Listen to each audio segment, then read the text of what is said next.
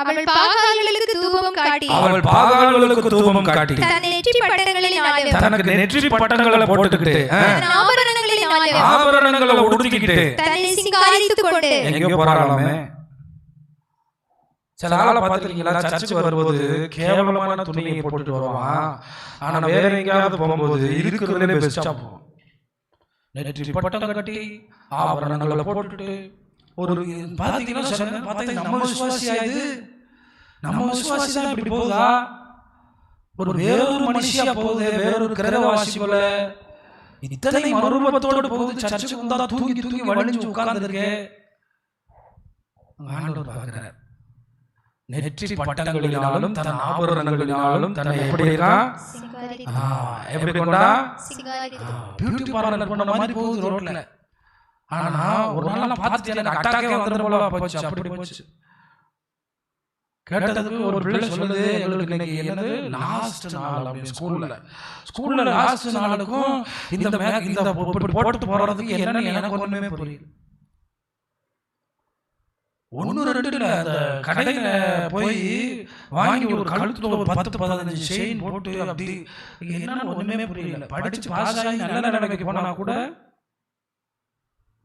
என்ன கேட்கிறது, பிள்ளைகளே, இஸ்ரவேல் சந்தோஷமா இருக்க வேண்டிய இடம் எது? இஸ்ரவேல் இருந்த இடம் எது? பாகாலுக்கு தூபம் காட்டுகிற இடத்திலே இஸ்ரவேல் சீவி சிங்காரித்து போனாள். உண்மையை சொல்றேன், ஆண்டவர் சமூகத்துக்கு வரும்போது ஏதோ தூங்கு மூஞ்சி போல வரக்கூடாது. ஆலயத்துக்கு வரும்போது நல்ல மகிமையா சந்தோஷமா பெஸ்டா ஆண்டவர் சமூகத்துக்கு வரணும். இவர்கள் பாகாலுக்கு தூபம் காட்ட சீவி சிங்காரித்து நெற்றி பட்டைகளை அணிந்து ஆபரணங்கள், இந்த ஆபரணங்கள் இந்த கழுத்துல இது பேர் என்ன சொல்லுவாங்க? இதுக்கு ஒரு டிசைன், இதெல்லாம் நமக்கு தெரியாது. நல்லது. சிங்காரித்து கொண்டு தன் நேசரை பின்தொடர்ந்தது. யாரா? ஆமா, நேசரை பின்தொடர்ந்து என்னை மறந்து போன. சொல்லுங்க. அப்ப ஆண்டவர் வைக்க வேண்டிய இடத்துல எதையோ ஒண்ணு வச்சிருக்காங்கல்ல, அதுக்கு பேரு தான் ஆண்டவர். அவங்க என்ன பண்ணிட்டாங்க? மறந்துட்டாங்க. உங்க வாழ்க்கையில நல்ல கவனிங்க. உங்களுக்கு நிறைய பேர் உதவி செய்யலாம், பணம் கொடுக்கலாம், நன்மை கொடுக்கலாம், வீடு கொடுக்கலாம், எது கொடுக்கலாம். ஒரு விஷயத்தை தெரிஞ்சுக்கணும், இது ஒரு செயின் மாதிரி தான். ஆண்டவர் அவர்களை கொண்டு என்ன ஆசீர்வதிக்கிறார். நீங்க நேரா அவங்கள நேசரா மாத்திரக்கூடாது, அவங்கள உங்க வாழ்க்கைக்கு முக்கியத்துவமா மாத்திரக்கூடாது. அங்கேதான் நிறைய பேர் பாதிக்கப்படுறாங்க. அவங்க இஸ்ரவேல் ஜனங்கள் பாகாலை நேசராய் மாத்தி தேவனை மறந்து போனார். ஆண்டவர் கேட்கிறார், ஸ்திரீயானவள் தன் ஆடையையும் தன்னுடைய ஆபரணத்தை மறப்பாளோ? என் ஜனங்கள் வெகு நாட்களாய் என்னை இதுக்கு அப்புறம் தான் அவங்க பின்வாங்குவாங்க. ஓசியாவுக்கு அடுத்து பல ஆண்டுகளுக்கு அப்புறம் வருவார் எரேமியா. அப்பதான் அவங்க மறந்து போவாங்க. இவங்க கொஞ்சம் அட்வான்ஸ் ஆளுங்க. எப்படி? இவங்க கொஞ்சம் அட்வான்ஸ் ஆளுங்க. சில விசுவாசி கொஞ்சம் ஆசீர்வதிக்கப்பட்டவனே எடுத்து பேசும், அதை மறந்துடும். சில விசுவாசி போய் போய் போய் லாஸ்டா மறக்கும். அது யூதா கடைசியா போச்சு, இவங்க முதல்லயே மறந்துட்டாங்க. அப்ப பாகால்களை தேடி போயிருக்கிறார்கள். பாகால்களை தேடி போறதுக்கு ஒரு டெக்கரேஷன் வேற, ஒரு டெக்கரேஷன். என் ஜனங்கள் எண்ணி முடியா நாட்களா என்னை மறந்தார்கள். எப்படியா சொல்லுங்க, எத்தனை நாட்களா? உண்மையில பசங்களுக்கு ட்ரெஸ் எல்லாம் பெரிய சந்தோஷத்தை உண்டாக்க. வீட்டில் சொல்லுவாங்க, ஒரு ட்ரெஸ் எடுத்தாரு, எடுத்து கொடுங்க. பிள்ளைங்க ட்ரெஸ் இல்லையா? கிறிஸ்துமஸ் ட்ரெஸ் எடுத்தீங்களா இல்லையா? பாத்தீங்களா? அப்ப ஆடைகளின் மேல் கவனமா இருக்காங்களா? அதான் ஆண்டவர் நம்மள எல்லாம் மனவாட்டி கூப்பிடுறாரு. ஏன்னா ரட்சிப்பு எதுக்கு ஒப்பிடப்பட்டிருக்கு? ட்ரெஸ்ஸுக்கு, ஆடைக்கு. அப்ப நம்ம மனவாட்டினா தான் ரட்சிப்பு மேல என்னவா இருப்போம்? ஆசையா இருப்போம். மாமலை கிட்ட உங்களுக்கு வேஷ்டி சட்டை எடுத்து வச்சிருக்கேன், அந்த பீரோல கொண்டு போய் போடு. அதுவே ஆமா, ஒரு பெண்ணை சொல்லி பாருங்க, உனக்கு ஒரு சேலை எடுத்து வந்திருக்கேன், டிசைன் எப்படி இருக்கு, உள்ள இப்படி இருக்கு, ஜரிகை எப்படி இருக்கு, பட்டு இப்படி இருக்கு, ஓ சூப்பர், ரைட்டு தான். ஆனா ஆண்டவர் வர்ணிச்சு எத்தனை நாள் ஆச்சு? ஆண்டவர் ருசிச்சு எத்தனை நாள் ஆச்சு? ஆண்டவர் ருசித்து மகிமைப்படுத்தி எத்தனை நாள் ஆச்சு? என் ஜனங்கள் எண்ணி முடியா நாட்களா என்னை மறந்துட்டாங்க. இன்னொரு இடத்துல எரேமியா என்ன சொல்லுவார் தெரியுமா? என் ஜனங்கள் என்ன மறந்து போய் 2 விஷயத்தை செஞ்சாங்க. என்ன மறந்து போய் வெடிப்புள்ள தொட்டிகளை என்ன பண்ணாங்களா? என்ன தொட்டியா? ஒன்று, என் ஜனங்கள் 2 தீமை செஞ்சாங்க. நல்ல கவனிங்க. இப்ப நிறைய பேர் நல்ல கவனிங்க, இதில் ஒரு விஷயத்தை நல்ல கவனிங்க சொல்றேன். நிறைய பேர் கர்த்தரை மறந்துடுவாங்க. மறந்துட்டு வேற வேற காரியத்துல பிஸியா சர்ச்சுக்கு வராம இருப்பாங்க. அவங்க ஒரு கேட்டகரி. ஆனா இஸ்ரவேல் ஜனங்கள் 2 தீமை செஞ்சாங்க. ஒண்ணு, ஆண்டவர் மறந்தது. இன்னொன்னு விக்கிரகத்தை எடுத்துக்கிட்டு. என்னவா? சில நேரங்களில் ஆண்டவர் சமூகத்துக்கு வந்த சில குடும்பங்களுடைய வீடுகளுக்கு போகும்போது அங்க ஏற்பட்டிருக்கிற மாற்றத்தை பார்க்கும்போது இப்படி ஆயிட்டாங்களா, இவங்க ஆண்டவரோட ஒரு உணர்வு கூட இல்லாம இவங்க சபைக்கு வந்துட்டு போயிருப்பாங்களோ, எப்படி இவங்களால இருக்க முடியுது? ஒண்ணு, அந்த மொபைலை வெளியே வாங்க வச்சுட்டு வாங்க, ஒரு கேபிள் வச்சு தரேன் தயவு செய்து. சில பேர் தூங்குவாங்க, சில பேர் மொபைலை வச்சுட்டு எனக்கு பிரச்சனை பண்ணுவாங்க. பிடிச்சி வச்சு பூட்டி போட்டுறேன் மொபைலை. அதுக்கப்புறம் கொடுக்கவே கூடாது, பரலோகத்தில் கொண்டு போய் கொடுத்துக்கலாம். அப்பதான் திருந்தும் சில விசுவாசி. நான் சொல்றது யாருக்காவது எப்படி மறந்தாங்களா? ஆமா, உங்க பிள்ளைகளுக்கு புது ட்ரெஸ் வாங்கினா சர்ச்சுக்கு தான் போட்டு வரணும். அல்லேலூயா. சிலலாம் சர்ச்சுக்கு வந்தா பாராட்டத்தால ஆண்டவர் பாப்பாரு. அப்படி வரணும் பார்க்கும்போது இன்னும் 10 பேர் வரவே மாட்டான். உங்க பக்கத்துல யாராவது வீச்சத்தோட உட்கார்ந்துருக்காங்கன்னு வச்சுங்களேன், நீங்க எந்திரிச்சு போயிருவீங்களா மாட்டீங்களா? சொல்லுங்க. நீங்க எந்திரிச்சு மனுஷன் தானே நினைக்கிறீங்க, நீங்க உட்காருவீங்களா? என்ன இந்த ஆள் இப்படி வந்திருக்கான், உங்களுக்கு எப்படி கஷ்டமா இருக்கும் சபைக்கு வரும்போது? ஆமா, நான் சென்ட் வாங்கி அடிச்சு வர சொல்லல, நல்லா குளிச்சு இருக்கிற நல்ல உடைய உடுத்தி சந்தோஷமா முகம் மலர்ச்சியோட அப்பா கிட்ட வாங்க, கர்த்தர் உங்களை ஆசீர்வதிப்பார். இவங்க மறந்து போன காரியம் பாகானுக்கு என்ன காட்ட ஆரம்பிச்சிட்டாங்க. ஒரு தடவை எசேக்கியேல் தீர்க்கதரிசன புத்தகத்துல இருக்கு. எசேக்கியேல் கேட்பாரு, ஆண்டவரே இப்படி கொண்டு வந்து இந்த நாட்டுல அடிமையா போட்டுட்டீங்களே, நான் என்ன பாவம் பண்ணணும்? உடனே எசேக்கியா ராஜாவா அப்படியே தரிசனத்துல இங்க கொண்டு வந்துருக்காரு. எங்க இஸ்ரவேலுக்கு கொண்டு வந்து பிரபுக்களோட வீட்டு அண்டர் கிரவுண்ட் எல்லாம் காட்டுறேன்னு பார்த்தா, அண்டர் கிரவுண்ட்ல பிரபுக்களுடைய வீட்டுக்குள்ள விக்கிரகத்தை வச்சு என்ன காட்டுவான் பாரு. நான் உன்னை கொண்டு போய் அடிமையாக்குனேன்னு நீ சொல்ற, என் ஜனம் என்ன மறந்துட்டான், ஆனாலும் உனக்கு சகாயம் உண்டு. கை தட்டுங்களேன். அல்லேலூயா. நீ வேணா பாரு, வீட்டு அண்டர் கிரவுண்ட்ல அப்பதான் மக்கள் என்ன செய்யலாம், அவன் நினைச்சுட்டான் இதெல்லாம் கும்பிட்டா நமக்கு நல்லது, சோப்பு சீப்பு உனக்கு நான் கொடுத்தேன், நீ அதை பாகாலுக்கு ஆக்கிட்டு இந்த வேலை பார்த்துட்டு இருக்க, என்ன மறந்துட்ட, ஆனாலும் உனக்கு என்ன உண்டு. எப்படிப்பட்ட கடவுள் பாரு, அவருக்கு உங்களை மறக்க முடியல. நம்ம நம்ம அவனை தள்ளி வேற வேலை எடுத்துக்கிறோம். ஆமா, இது பாத்தீங்கன்னா ஓனர் பாப்பான், அவன் 2 நாளா லேட் ஆகுறான், சொல்லாம 4 நாள் லீவ் போடுறான், அவன் வேலை கிறுக்கி விடு, அடுத்த நாள் வேலை கேட்டு ஒரு நாள் அப்படி சொல்லாம நம்மள வச்சுக்கிட்டே இருக்காயா. ஹல்லேலூயா. அதான் சொல்றேன், மறந்து போனான். என்ன பண்ணானா, அதனாலதான் கொழுத்து போகும்போது கொஞ்சம் கவனமா இருக்கணும். எப்படி இருக்கணும்? எல்லாம் சொல்லணும். கொழுத்து போகும்போது கொஞ்சம் எப்படி இருக்கணும்? ஆமா, ஆசீர்வதிக்கப்படும் போது கொஞ்சம் கவனமா இருக்கணும். உபாகமம் 32:11 இருந்து அவர் எப்படி அவளை நடத்தினேன்னு அவரே சொல்றாரு, கேளுங்க அவர் வாயால. உபாகமம் 32:11 கவனமா கவனிங்க. 32:11 இருந்து வாசிங்க. கழுகு தன் கூட்டை கலைத்து தன் குஞ்சுகளின் மேல் அசைவாடி, அப்படியே கழுகு அந்த கீழ விழுதலாம் விட்டுறது. இந்த வியாதி வந்ததனால நான் விழுந்துறேன்னு நினைச்சிராதீங்க, இந்த பிரச்சனை வந்ததனால நான் விழுந்துறேன்னு நினைச்சிராதீங்க. கழுகு அசைவாடுறது போல நீங்க என்ன பண்ணிட்டு இருக்கீங்கன்னு பார்த்துட்டே இருக்காரு, உங்களை காப்பாத்த பார்த்துட்டே இருக்காரு. அசைவாடி தன் செட்டைகளை விரித்து அவைகளை எடுத்து தன் செட்டைகளின் மேல் சுமந்து கொண்டு போகிறது போல. நான் என்ன சொல்றேன்னா, என் கஷ்ட நேரத்துல தான் ஆண்டவர் கவனமா இருக்காரு. உங்க கஷ்ட நேரத்துல தான் அவர் கவனமா இருக்காரு. உங்க கண்ணீர் நேரத்துல தான் மேல அசைவாடிட்டே இருக்காரு. அல்லேலூயா. அசைவாடி நான் அவளை கொண்டு போறது போல சுமந்து கொண்டு போய் கர்த்தர் ஒருவரே அவனை வழி நடத்தினார். மோசேக்கு மட்டும் நல்லா தெரியும் எப்படி தண்ணி வந்துச்சு, மோசேக்கு மட்டும் நல்லா தெரியும் எப்படி காடை வந்துச்சு. பாத்திரம் எடுத்துட்டு போய் அள்ளிட்டு வந்தவனுக்கு தெரியாது, பாத்திரம் எடுத்துட்டு போய் மண்ணா சமைச்சவனுக்கு தெரியாது. ஆனா காலையில மண்ணா எப்படி வந்துச்சு யாருக்கு நல்லா தெரியும்? எனக்கு தெரியும் ஆண்டவர் எப்படி நடத்தினார். என் பேங்க் பேலன்ஸ் எனக்கு தெரியும், என் வாழ்க்கை எனக்கு தெரியும், இந்த சபையோட வருமானம் எனக்கு தெரியும், ஆண்டவர் எப்படி நடத்தினார் எனக்கு தெரியும். வேற எவரும் நம்ம நடத்தினது இல்லை. தெரியுமா உங்களுக்கு? நீங்க உண்மையை சொல்லுங்க பிரியமானவர்களே. இந்த ரெண்டாவது சர்ச் ஃபவுண்டேஷன் போடும்போது 2 பேர் நம்மளை விட்டு போனாங்க. அவங்களாம் ஆதாரம் போல சபைக்கு இருந்தவங்க. ஆனா கர்த்தர் ஒருவரே நம்மை நடத்தினார். நான் அதுக்காக சொல்லுவேன். நான் ஒரு நொடி கூட இனி எப்படி இந்த வேலையை செய்வோம் என்று நினைக்கவில்லை. ஏனென்றால் எனக்கு தெரியும் யார் ஒருவரே நடத்தினார். எத்தனை பேர் நம்மை விட்டு போனார்கள், எத்தனை பேர். கர்த்தர் ஒருவரே. அதை மட்டும் நல்லா தெரிஞ்சுக்கங்க. அதனாலதான் ஜெபத்தை நிறுத்த முடியாது.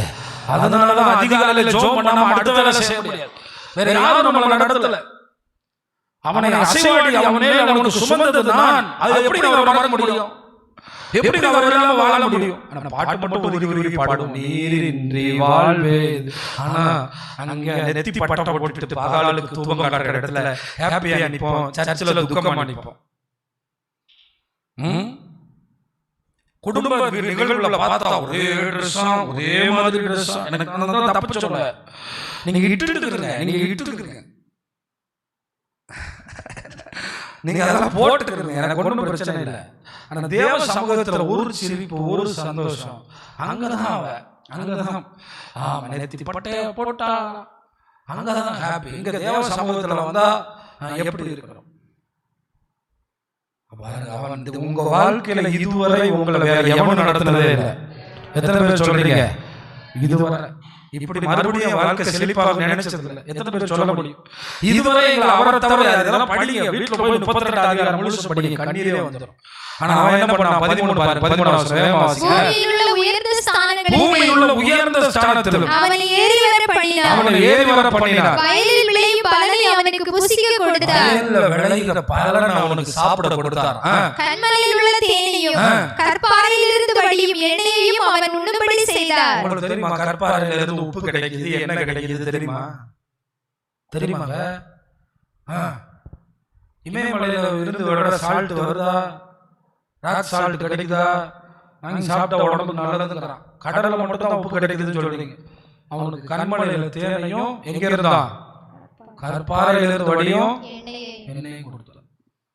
அங்க போன நாகர்கோவில கன்னியாகுமரி சைடுல மலத்தேன் வைக்கிறான். இவன் எங்க மலத்தேன் கொண்டு வரான்? மலத்தேனா உண்மையான தேனா இல்ல சீனி பாவம் தெரியாது. ஆனா கர்த்தர் உண்மையிலேயே அவர் ஜனத்துக்கு என்ன தேன் கொடுத்தார்? கண்மலை. என்ன இப்படி சாப்பிடுங்க, நீங்களும் இதெல்லாம் நோட் பண்ணிக்கிறீங்க. உங்க சாப்பாடு தேன், டெய்லி தேன் எடுத்துக்கிறேன், ரொம்ப நல்லது. ஆனா இங்க இருக்க தேன் எனக்கு தெரியாது. இங்க இருக்க தேன் சாப்பிட்டு உங்களுக்கு சுகர் வந்தா என்கிட்ட கேட்காதீங்க. ஏன்னா ஒரு யூடியூப் சேனல்காரன் எல்லா தேனையும் வச்சு டெஸ்ட் பண்ணிட்டு கடைசியில் எதுவுமே ஒரிஜினல் தேன் இல்லைன்னு முடிவு எழுதிட்டு போயிட்டான். எனக்கு தெரியாது. ஒரிஜினல் கிடைச்சா நல்லது. நீங்களே பேசாம தேன் வளங்க, வேற வழி இல்லை. ஆனா கர்த்தர் நடத்துவார். அல்லேலூயா. பாருங்க, கண்மலையில் இருந்து வடியும் எண்ணெய், கண்மலை தேனும் வடியும் எண்ணெய் உண்ணும்படி செய்தார். அடுத்து பாருங்க லிஸ்ட் என்ன இருக்கு? பசுவின் வெண்ணெயையும். நம்ம தேசத்துல ஒரு ஜாதிக்காரங்க நெய் வெண்ணெய் இல்லாம சாப்பிடவே மாட்டாங்க. ஆனா நம்ம வேற தண்ணி ஊத்தி குடிச்சு போடா. தண்ணி ஊத்தி குடிக்கிறது நல்லதா? ஆனா நெய்க்கும் வெண்ணெய்க்கும் ஒரு பெரிய ஆசீர்வாதம் இருக்கு. இதெல்லாம் கொடுத்தாங்க, இதெல்லாம் கொடுத்தாங்க. ஆனா அவன் என்ன பண்றான்? இதெல்லாம் யாருடைய மாத்திட்டான்? பாகாலுடையதா. அப்ப பாகால் இது தந்ததுன்னு சொல்லல. பாகாலுக்கு போய் நின்றாலே ஆண்டவர் சொல்லுவார், நீ எங்க நின்றுட்டு இருக்க? சில இடத்தை நம்ம தவிர்க்கிறது ரொம்ப நல்லது. சில சந்தோஷமா எண்ணாம இருக்கிறது நல்லது. சில இடத்தை சந்தோஷமாவே நினைக்காம இருக்கிறது நல்லது. ஆட்டின் பால், எத்தனை பேர் ஆட்டு பால் குடிச்சீங்க? அல்சருக்கு ரொம்ப நல்லதுமா. ஆட்டு பால், ஆடு பாலுக்காகத்தான் ஆண்டு உருவாக்குனாங்க. எனக்கு நம்ம ஆடுகள்கிட்ட என்னவே இல்லை. ஆட்டுக்கு பால் வரணும்னா தீவனம், புண்ணாக்கு கொடுக்கணும். என்ன கொடுக்கணும்? ஆமா, நான் அந்த வேலை செய்யற ஆள் இல்லை, நான் சொல்றேன். புண்ணாக்கு கொடுத்தா ஆட்டுக்கு என்ன கிடைக்கும்? நல்ல பால். சில வெரைட்டி நம்ம ஊர்ல இருக்கிற கொடி ஆடுன்னு சொல்லுவாங்க, அது பால் அவ்வளவு கொடுக்காது. ஆனா குட்டி நிறைய போடும். ஆனா சில வெரைட்டி இருக்கு, நல்ல பால் கொடுக்கும். அந்த ஆட்டுக்கு பால் ரொம்ப எப்படி இருக்கும்? திக்கா. எப்படி இருக்கும்? மாட்டின் பாலை கொடுத்தேன், பாசானில் மேயும் ஆட்டுக்குட்டிகள், ஆட்டுக்கடாக்கள், வெள்ளாட்டு கடாக்கள், இவைகளுடைய கொழுப்பையும், உனக்கு ஆட்டு கறிகள், அந்த கொழுப்பை உனக்கு கொடுத்தேன். கொழுமையான கோதுமையையும். உக்ரைன் யுத்தம் வந்ததுல இருந்து கோதுமையே காணோம். அவன் ரேஷன் கடையில போனா சொல்றான், கோதுமை இல்லை சார், அரிசி வாங்கிக்கிறேன், அதை வாங்கிக்கிறேன், கோதுமை வந்தா பார்ப்போம்.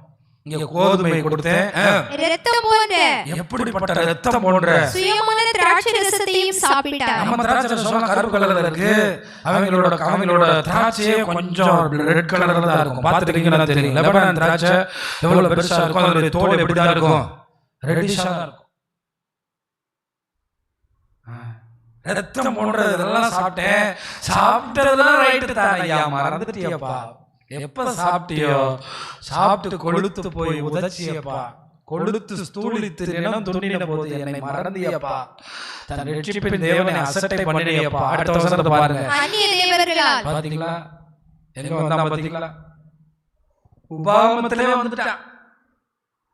நீங்க ஓசியால சொல்றீங்க, எங்க வந்துட்டான், உபாகமத்திலே வந்துட்டான். மோசையே பாக்குறாரு, மோசே அழுகிறார், உன்னை இப்படி நடத்துறாருப்பா, அவர் ஒருத்தரே நடத்துறாருப்பா, அவர் ஒருத்தரே உன்னை சுமந்தாருப்பா, நீ அவருக்கு எரிச்சலை மூட்டினியப்பா.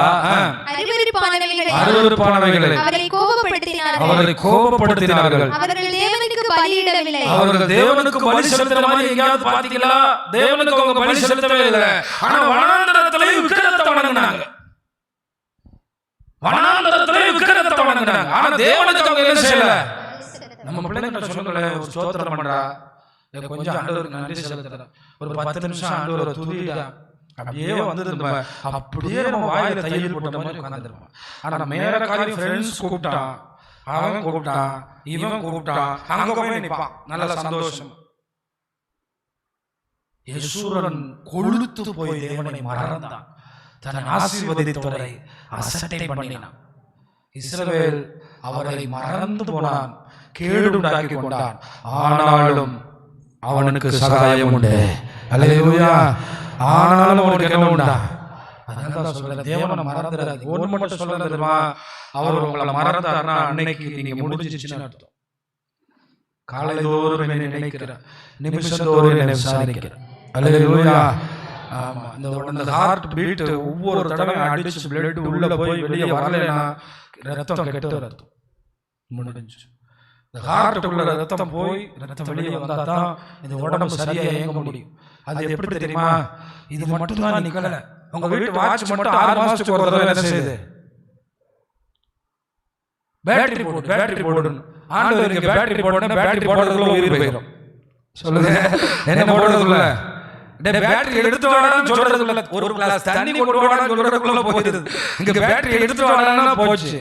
ஆண்டவர் பேட்டரியே போடாம அது பாட்டு ஓட வச்சிருக்காருல்ல. நல்ல கை தட்டி கர்த்தரை மகிமைப்படுத்துங்க. அல்லேலூயா.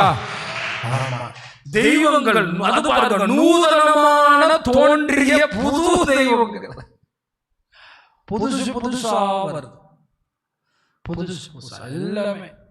ஆமா, ஒரு பண்டிகை வரும்போது எல்லாத்தையும் தெய்வம் வைக்கிறான். எங்கால செல்போனுக்கும் கொடுப்பான், அப்புறம் நோட்டுக்கு கொடுப்பான், புத்தகத்துக்கு கொடுப்பான்.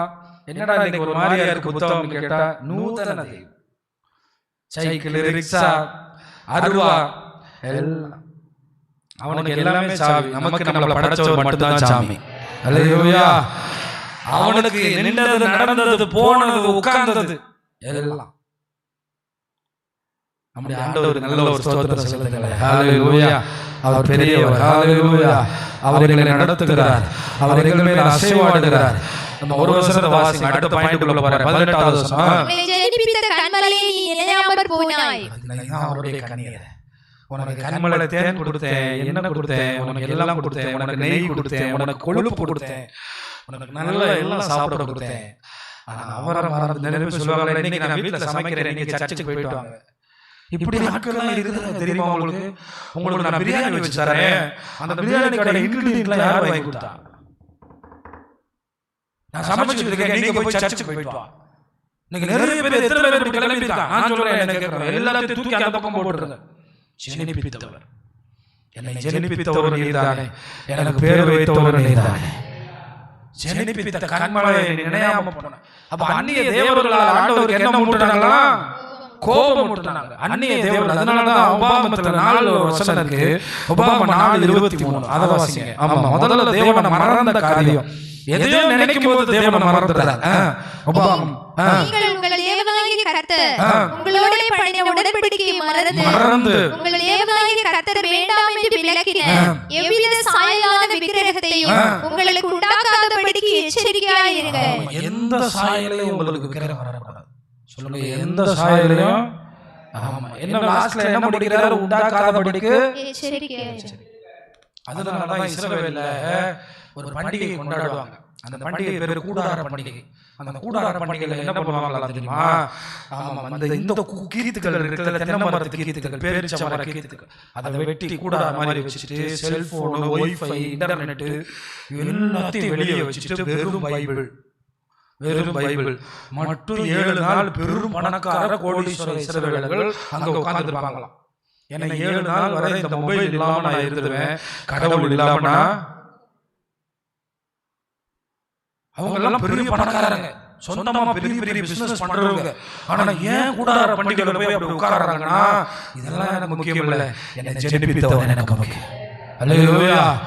அப்ப நமக்கு கூடார பண்டிகை வேண்டாமா? சர்ச்சுக்கு வரும்போது மொபைல்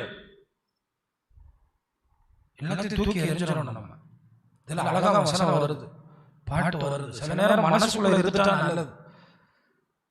ஏன்னா நம்ம சில விஷயங்களை ரொம்ப கவனிக்கணும். எதுவும் நமக்கு விக்கிரகம் ஆயிடக்கூடாது. மொபைலா இருக்கட்டும், உறவுகளா இருக்கட்டும், நம்ம வாழ்வில் எதுவும் நமக்கு விக்கிரகம் ஆயிடக்கூடாது. இவைகள் எல்லாம் இல்லாமல் கணவன் இல்லாமல் வாழ வேண்டிய காலம் உண்டு, மனைவி இல்லாமல் வாழ வேண்டிய காலம் உண்டு. உண்டா இல்லையா சொல்லுங்க? எத்தனை பெண்கள் திருமணம் முடிக்கும் போது என் வாழ்விலும் தாழ்விலும் என் வாழ்க்கை முழுசும் உன்னோடு இருப்பேன் காணும். ஆனா ஜெனிப்பித்தவன் நம்மை விட்டு விலகவே இல்லை, நான் உன்னை விட்டு விலகவும் இல்லை. எத்தனை ஏர்போர்ட்ல புருஷன் போகும்போது மனைவி அழுகிறத பாக்குறோம், நான் போய்த்தானே ஆகணும். எத்தனை குழந்தைங்க அழுகிற, அப்பா நான் போக மாட்டேன், விட மாட்டேன். இதெல்லாம் தாண்டி நம்மளை விட்டு பிரிவுதான் இந்த உலக வாழ்க்கையினுடைய ஒரு பெரிய காரியமா இருக்கு. ஆனால் அவர் சொன்னார், நான் உன்னை விட்டு விலக மாட்டேன், உன்னை கைவிட மாட்டேன். நீங்க மட்டும் ஏங்க அவரை விட்டு விலகுனீங்க? நீங்க மட்டும் ஏங்க அவரை மறக்கிறீங்க? உங்க வாழ்க்கையில சில சந்தோஷங்கள் வரும்போது ஏன் அவரை மறக்கிறீங்க? அவரை மறக்க கூடாது. எதையும் ஆண்டவருடைய காரியங்களை ஒரு நாளும் மறந்துடக்கூடாது. அவர் நமக்கு எல்லாவற்றையும் செய்கிறவர் என்று நினைக்கிறவன் ஒரு நாளும் அவரை மறக்க மாட்டார். அப்ப இஸ்ரவேல் ஜனங்கள் ஓசியால என்னன்னா நெற்றி பட்டம் கட்டி அவர்கள் ஆபரணங்களை அணிந்து கொண்டு ஹாப்பியா போய் கர்த்தரை மறந்துட்டாங்க. கர்த்தரை மறந்தது அதான் அதே அதிகாரத்திலே சொல்லுவாரு, என்ன மறந்ததும் இல்லாம நான் கொடுத்ததெல்லாம் யாருடையதா மாத்திட்டாங்களா? அந்த வசனத்தை வாசிங்க. ஓசியா 2 தான் இருக்கும். நான் கொடுத்ததும் மறந்ததும் இல்லாம அத பாகாலுடையதா மாத்திட்டாங்கன்னு சொல்றாங்க. தனக்கு தானியத்தையும் திராட்சரசத்தையும் பாத்தீங்களா? அதே லிஸ்ட் இங்கேயும் வருது, எண்ணெயை கொடுத்தவர் என்றும் வெள்ளியையும் பொன்னையும் பெருக பண்ணினவர் என்றும் அவள் அறியாமற் போனாள், அவைகளை அவர்கள் பாகாலுடையதாக்கினார்கள். உங்க கையில எது வந்தாலும் இது யார் தந்ததுன்னு முதல்ல பார்த்துக்கணும். எப்படி வந்ததுன்னு நீங்க பார்க்கணும். ஒரு நாளும் தேவன் தந்ததை வேற யாரோ தந்ததா நினைச்சிடக்கூடாது.